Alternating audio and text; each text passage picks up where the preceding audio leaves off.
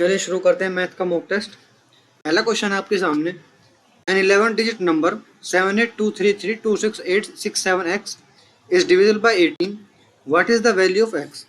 देखो, अगर ये डिविजिबल बाय 18 है तो इसका मतलब ये हुआ कि ये 9 से भी डिवाइड है और 2 से भी डिवाइड है। ठीक है, तो 9 का डिविजिबिलिटी रूल क्या होता है कि ये सारे नंबर्स इनके डिजिट्स के प्लस 9 से डिवाइड होने चाहिए। ठीक है, और 2 का तो आपको पता है कि लास्ट में इवन नंबर होना चाहिए। ठीक है, तो देखो 7 + 8 + 2 + 3 + 3 + 2 + 6 + 8 + 6 + 7 + x कितना हुआ हमारे पास? ये हुआ हमारे पास 52 + x। अब देखो 2 से डिवाइड होना चाहिए, लेकिन सबसे पहले हम 9 को देखेंगे। तो ऐसा इसमें क्या जोड़ें कि जिससे 9 से डिवाइड हो जाए। तो इसमें अगर हम 2 जोड़ेंगे तो 54 9 से डिवाइड होता है। ठीक है, और 54 यहाँ पर अगर 2 लिख दें तो ये 2 से भी डिवाइड हो जाएगा। इसका मतलब ये है कि x की वैल्यू 2 है। Next question. 9 + 18 person each working for 7.5 hours a day can complete 48% of a work in 20 days. N + 2 person can complete the remaining work in 30 days. If each of them works for 6.5 hours per day, determine the value of n. देखो ये क्या कह रहा है कि जो n + 18 worker है वो 7.5 आवर पर डे काम करते हैं और 20 दिन तक काम करते हैं। ठीक है, और ये जो काम हुआ है ये 48% हुआ है। इसका 100% निकाल लेंगे। ठीक है, इज इक्वल टू कर देंगे। यहाँ पर अब की बार n + 2 12 वर्कर काम कर रहे हैं। ठीक है, और 23 दिन तक कर रहे हैं, 6.5 आवर पर डे कर रहे हैं। ठीक है, तो ये कितना वर्क किया इन्होंने?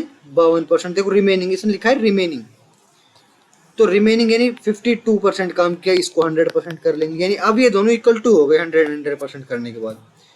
100 से 100 गया। ठीक है, अब देखो दोनों ये 2 से गया और ये 3 से गया। ठीक है,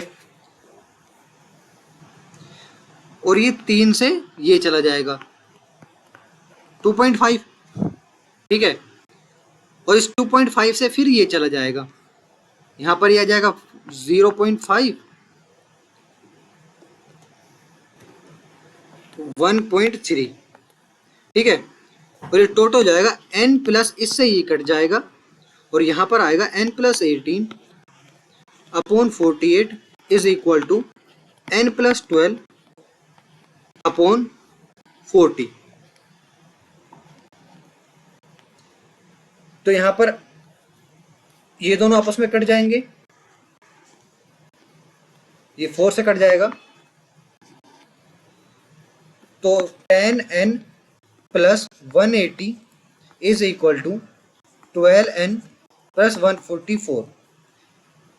2n is equal to 36। n की वैल्यू आई हमारे पास 18। Next question.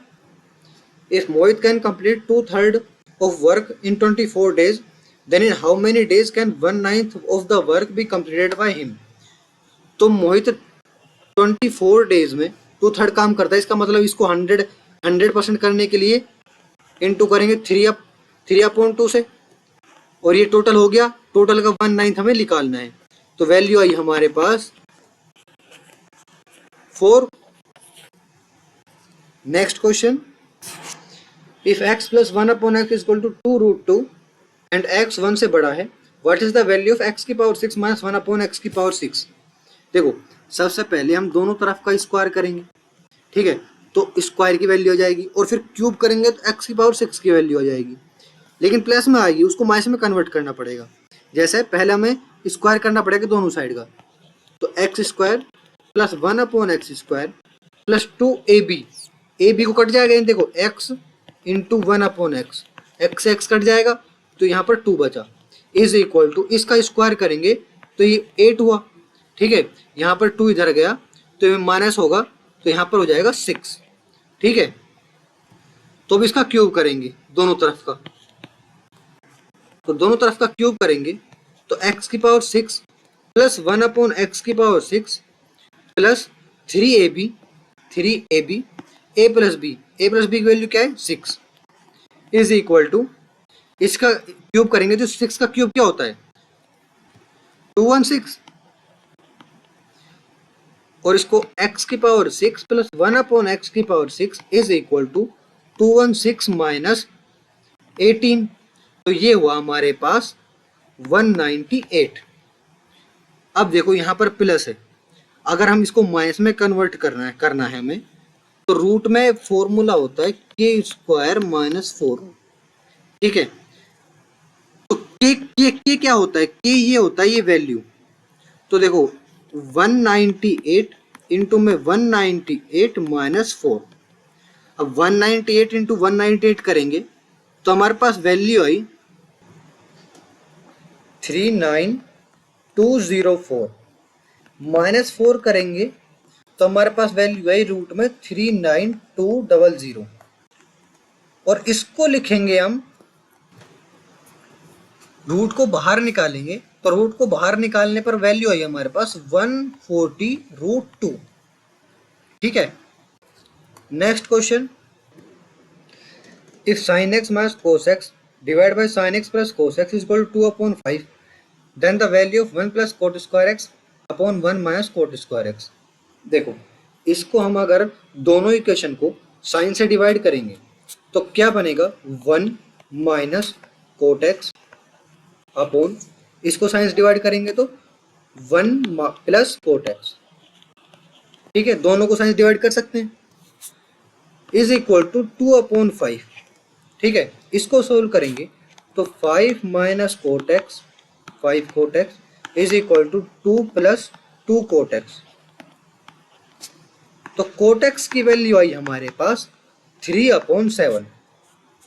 अब कोट एक्स केवल 3/7 है तो यहाँ पर रख देंगे 1 प्लस 3/7 का स्क्वायर अपॉन 1 माइनस 3/7 का square is equal to 1 plus 9/49, 49 यहाँ पर कर लेंगे अपॉन 49 माइनस 9/49, 49 से 49 कैंसिल आउट हो गया, यहाँ पर ये हो गया 58/40, तो वैल्यू आई हमारे पास 1.45।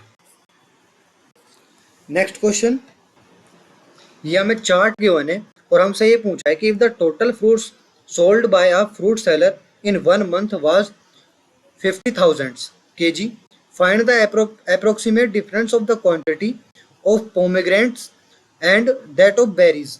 देखो पोमेग्रेनेट्स क्या है 31.07 और बेरीज क्या है 8.11, इनका इसने डिफरेंस पूछा है, और डिफरेंस कितना परसेंटेज में, परसेंटेज में अगर 1.07 को माइनस करेंगे 8.11 में तो 22.96% हुआ। इसका मतलब इसने 50,000 का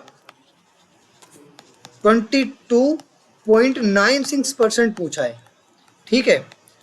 तो इसको 5 से इंटू करेंगे तो हमारे पास वैल्यू आई 1148 और ये 0। Thank you. Next question, simplify the given expression. देखो हम इसको ना अभी जब हम सोल्व करेंगे तो हम इनको ए भी मान लेते हैं, ये ए है और ये बी है, ठीक है। तो ये क्या हुआ A square plus B square minus A B upon A cube plus B cube, ठीक है। इसको हम क्या लिख सकते हैं, आइडेंटिटी होती है तो A plus B, A square plus B square minus A B, A square plus B square minus A B, इससे ये कट जाएगा, आएगा क्या ए प्लस बी, ठीक है। तो आंसर क्या होगा 679। कैसे, देखो मैंने एकदम से 679 क्यों लिख दिया, देखो ए प्लस बी करेंगे यानी 4 3 2 करेंगे प्लस 2 4 7 करेंगे तो हमें पता है कि लास्ट में आएगा तो क्या 7 8 9। ये कैलकुलेशन की स्पीड करने के लिए होती है। जैसे हमें ऑप्शन 4 गिवन है, ठीक है, तो 7 + 2 क्या होगा, लास्ट में 9 आएगा। अब 9 इसमें भी है, 9 इसमें भी है, लेकिन हमें प्लस करना है, हिसाब से पता है 259 तो होगा ही नहीं, क्योंकि एक जो डिजिट है वो 432 है और उसमें प्लस और करना है, इसका मतलब इससे तो ज़्यादा ही होगा। और वो बस यही ऑप्शन है जिसमें 6 7 9 है। ये सॉल्यूशन जब हम करते हैं ना तो उसको स्पीड बढ़ाने के लिए करते हैं कि लास्ट में जैसे इंटू भी होता है, देखो जैसे 2 4 9 इंटू में 6 7 3 करना होता है, ठीक है। तो हमें ये पता है कि लास्ट में आना, तो अगर हम 9 को इंटू 3 से करेंगे तो क्या आएगा हमारे पास 27 आएगा, यानी लास्ट में 7, यानी ये लास्ट में 7 तो होगा ही होगा इसको जब सोल्व करेंगे। तो अगर ऑप्शन में सिर्फ एक में ही लास्ट में 7 है तो यानी आंसर वही, हमें पूरा इंटू करने की जरूरत ही नहीं है, ठीक है। Next question, simplify the following 3a + b/2 - a - 3b/3 + 2b। इसको सोल्व करेंगे तो एलसीएम लिया 6, ये हुआ हमारे पास 9a + 3b - 2a + 6b + 12b। ये आ गया हमारे पास 7a कॉमन लेंगे, 7a + 3b/6। Next question, Suhas mistakenly took as dividend a number which was 10% less than the original dividend. He also mistakenly took as divisor a number which was 20% less than the original divisor. If the correct quotient of the original quotient of division was 24 and the remainder was 0, then what quotient did Suhas obtain, assuming there was no error in his calculations? देखो इसने क्या किया कि जो पहले जो हम divide कर रहे हैं ना उसमें एक डिविडेंड होता है इज इक्वल टू, एक क्वोशेंट होता है, एक डिवीजर होता है, इन प्लस आर रिमाइंडर होता है, ठीक है। ये इक्वेशन बनती है। तो जब ओरिजिनल जो इक्वेशन थी ना उसमें क्या था कि डिविडेंड जो है क्वोशेंट 24 है, क्वोशेंट ये वैल्यू है और रिमाइंडर है 0 + 0, ठीक है। तो ये इक्वेशन ओरिजिनल बनती है। फिर उसने क्या किया कि 20% तो डिवीजर में से उसने कम कर दिया और 10% उसने डिविडेंड में कम कर दिया। तो देखो करेंगे इसमें, देखो 0.9d is equal to Q 0.8d, ठीक है। अब क्वोशेंट की वैल्यू आ गई हमारे पास 0.9d/0.8d और d की वैल्यू हमें पता ही गई 24d, ठीक है। और क्वोशेंट की वैल्यू पूछी है हमसे, तो 0.9 × 24d/0.8d, d से d कैंसिल आउट हो जाएगा। वैल्यू आई हमारे पास क्वोशेंट की 27। Next question, on a day 1 with speed v, r covers a distance of x in t time. On the next day he covers a distance of 2.5x in 0.75 time. What is his speed the next day? देखो उसने पहले दिन उसकी v speed थी, distance क्या था x, और उसने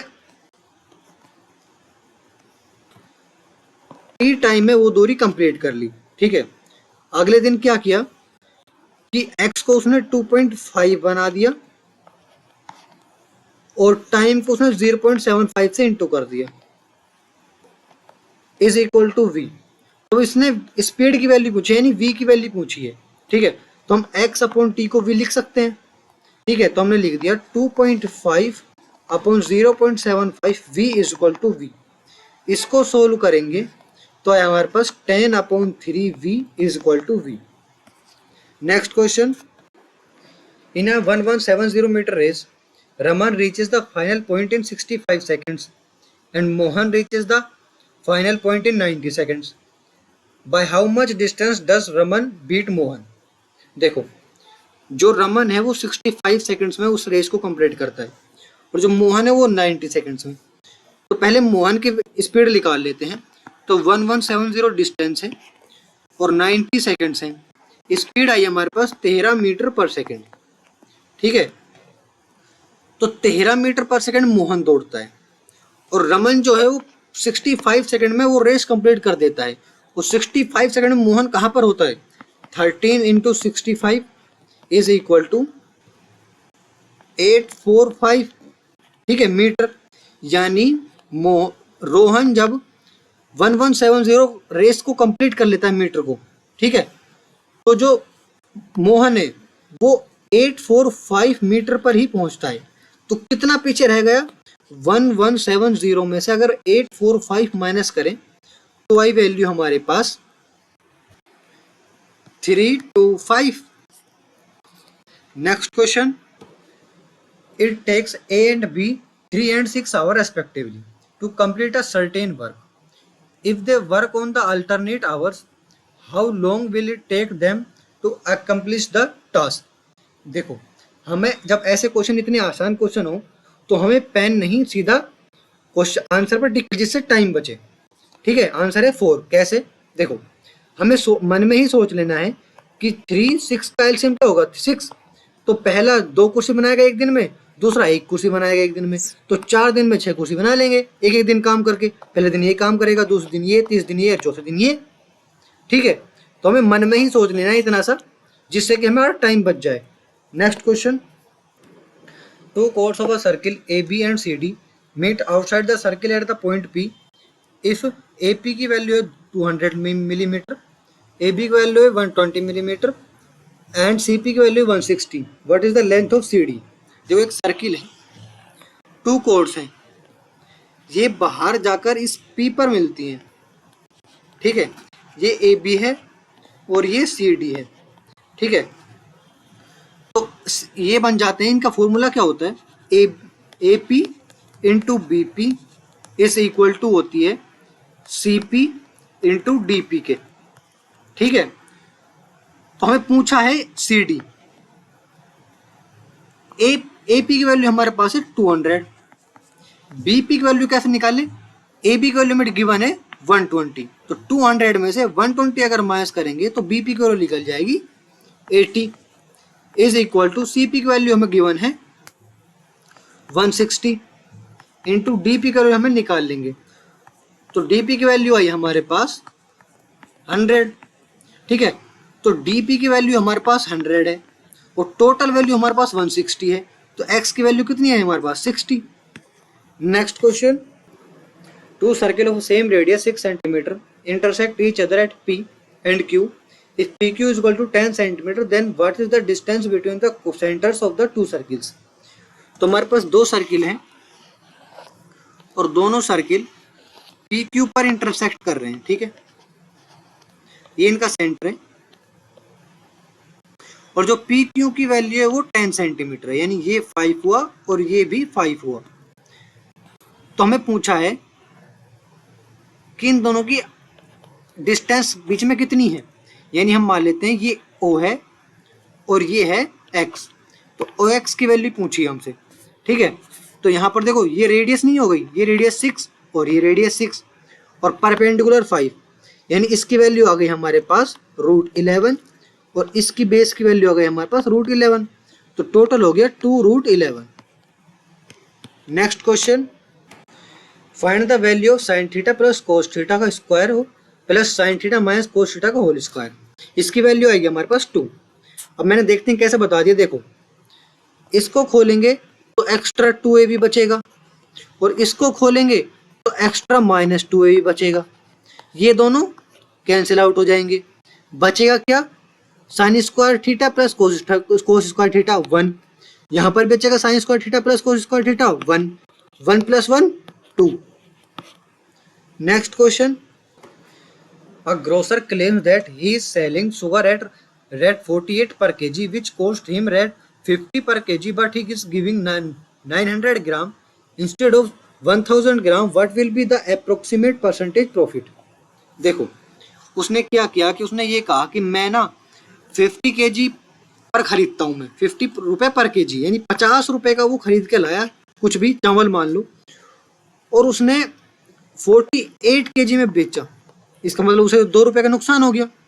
ठीक है, लेकिन देखो आगे क्या कहा है कि वो कस्टमर को दिखाता तो ऐसे है कि मैं 1 kg दे रहा हूँ, लेकिन असलियत में उसकी मशीन डिफॉल्ट करके उसे 900 ग्राम ही, असलियत में वो 900 ग्राम होता है लेकिन दिखाती वो 1 kg है।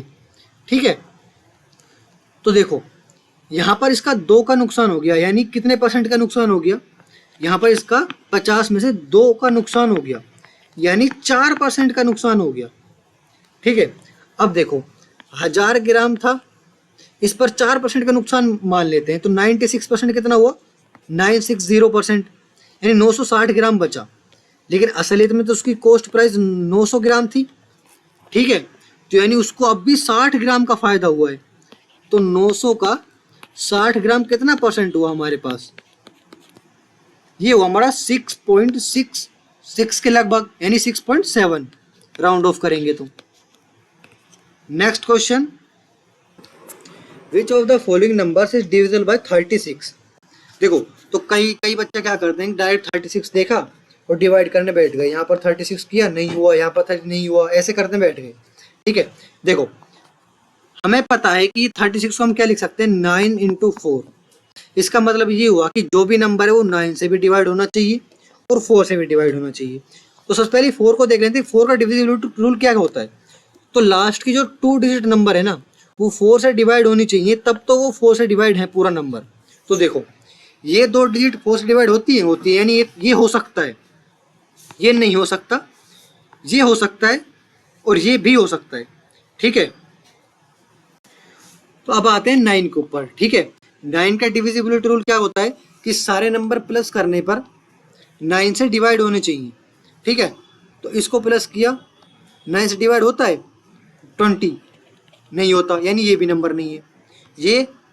ये सबको प्लस करेंगे तो ये भी नहीं होगा। ठीक है, इन सबको प्लस किया, 10, 15, 16, 18 होता है 9 से, यानी ये नंबर है। Next question, find the length of the arc of the sector of a circle of diameter 7 centimetre with a central angle of 108 degree. तो आर्क का फॉर्मूला क्या होता है, 2πr θ/360। तो 2π 22/7 इंटू में 3.5 इंटू 108/360, इससे ये गया 0.5, इससे ये गया, इससे 11, ये हुआ हमारे पास 180। ठीक है, 11 into 108 is equal to 1188/180 is equal to 6.6। Next question, how much simple interest will rate 6000 earn in 21 month at 8% per annum.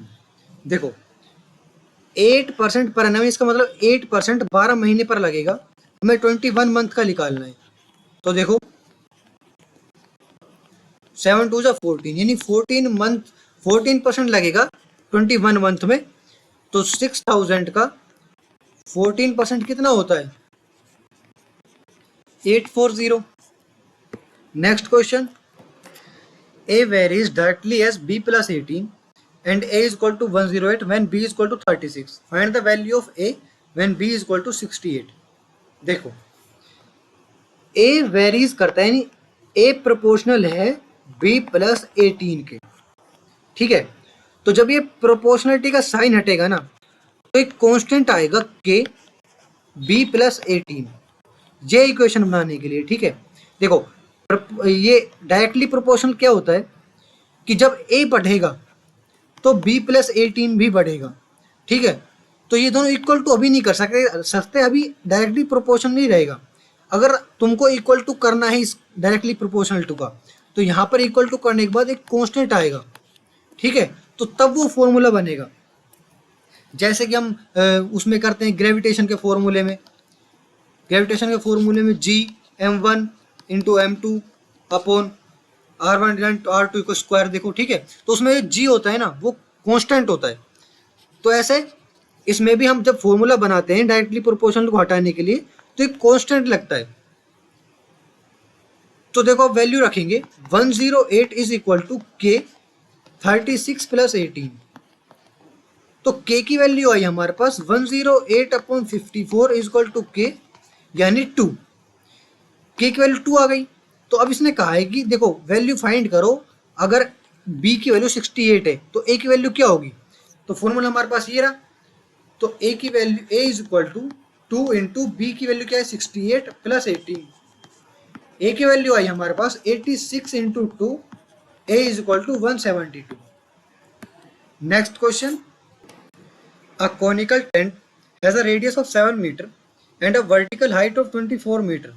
How many full bags of rice can be emptied in it if the space occupied by the rice in each bag is 2 meter cube? तो इस देखो conical tent का हमें volume निकालना है। तो देखो एक कोन का वॉल्यूम क्या होता है 1/3 पाई आर स्क्वायर एच। तो 1/3 पाई आर स्क्वायर एच, ठीक है। इसकी वैल्यू आई हमारे पास 22 इंटू में 56। तो ये आई हमारे पास वैल्यू 12,3,2, ठीक है, मीटर क्यूब। और एक बैग में 2 मीटर क्यूब है, तो कितने बैग लगेंगे डिवाइड बाय 2 करेंगे तो ये भी लगेगी 616 मीटर क्यूब। नेक्स्ट क्वेश्चन, देखो हमें चार्ट की वजह से पूछा है कि who score the best on average. A B C D E में से सबसे बेस्ट एवरेज स्कोर किसका है।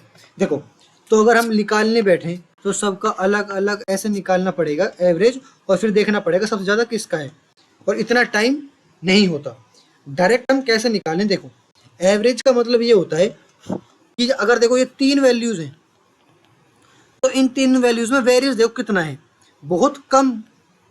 देखो एक 90 है, एक 93 है, एक 88 है, यानी वैल्यूज़ वेरीज बिल्कुल पास पास कर रही हैं, ठीक है। इसमें देखो ज़्यादा है, इसमें तो बहुत ज़्यादा है, इसमें देखो ऊपर नीचे ज़्यादा, यानी आपका ग्राफ ऐसे बनना चाहिए। ऐसे बन गया तो एवरेज कम हो जाएगी, ठीक है। तो सबसे ज़्यादा इसकी एवरेज है ई की, ठीक है। और अगर अलग अलग निकालने बैठे तो हमारे पास बहुत टाइम लग जाएगा। Next question, a man drives his car for 24 at a speed of 48 km per hour, and for the next 1.5 hour he drives at a speed of 80 km per hour. Find the average speed in km per hour for the entire journey. Average speed का formula क्या होता है, total distance upon total time, ठीक है। तो total distance कितनी होगी, first में तो 24 किलोमीटर डिस्टेंस है, सेकंड में वो 80 किलोमीटर पर आवर से 1.5 घंटा चलाता है, यानी इसका मतलब 120 किलोमीटर उसने चलाया दूसरे में, और 24 किलोमीटर हो गया पहले में। टोटल डिस्टेंस हो गई हमारे पास 144, और टोटल टाइम देखो 24 kilometre upon 48 kilometre per hour, तो कितना टाइम हुआ 0.5 आवर, और दूसरे में 1.5 hour. 144 divide by 2 is equal to 72।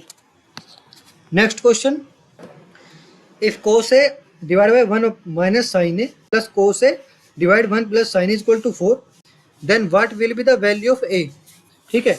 तो इसको सोल्व करेंगे तो देखो इनका एलसीएम लिया तो हमारे पास 1 माइनस साइन स्क्वायर ए हो गया, ठीक है, ए माइनस बी और ए प्लस बी, ठीक है। तो यहाँ पर बचेगा कोस ए माइनस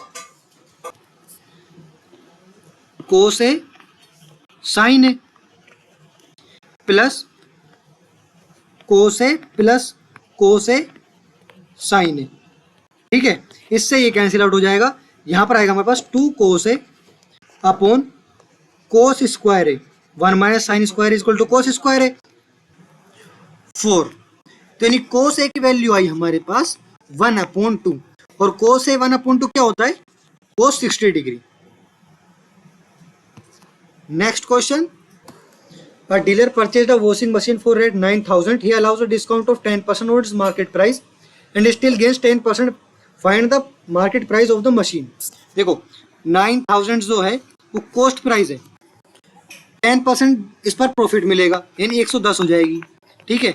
और ये जो प्रॉफिट है ये मार्केट प्राइस का 90% है, तो इससे वैल्यू आ गई हमारी पास 11,000।